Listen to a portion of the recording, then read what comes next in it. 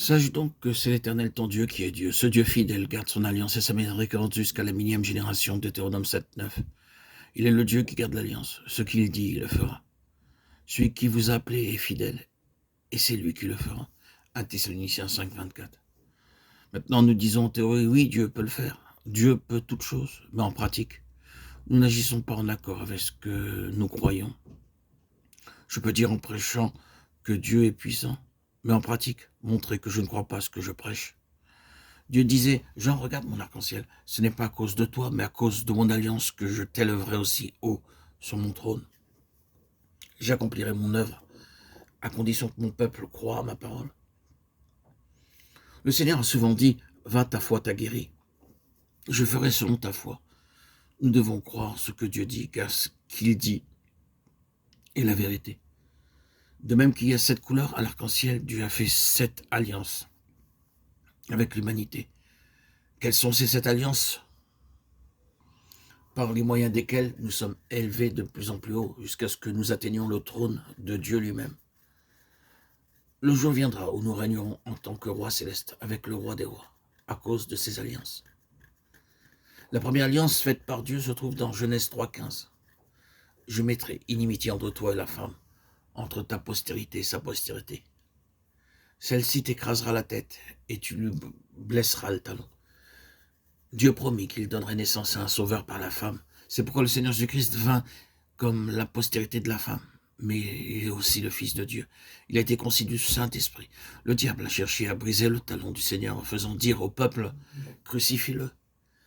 Ils l'insultèrent à la croix, ils se moquèrent de lui et le tournèrent en ridicule. De cette manière, le diable brisa le talon du Seigneur Jésus-Christ. Mais ce même talon a écrasé le diable, comme nous le voyons dans Romains 16, 20. Le Dieu de paix écrasera bientôt Satan sous vos pieds.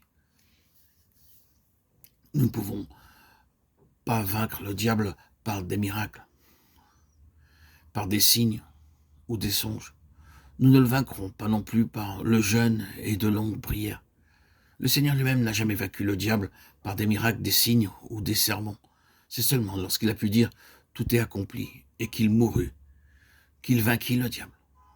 Les musulmans, par exemple, croient à tous les miracles du Seigneur Jésus. Ils croient aussi que le Seigneur est né d'une vierge, ils croient à sa seconde venue, ils croient qu'il a souffert, mais ils disent qu'il n'est jamais mort. Mais le Seigneur devait mourir. Il mourut selon les Écritures. Il fut enseveli selon les Écritures. Il est ressuscité selon les Écritures. Il a vaincu le diable par sa mort.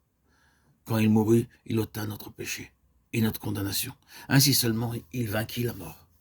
Nous pouvons vaincre le diable uniquement de cette manière et jamais par la seule connaissance biblique.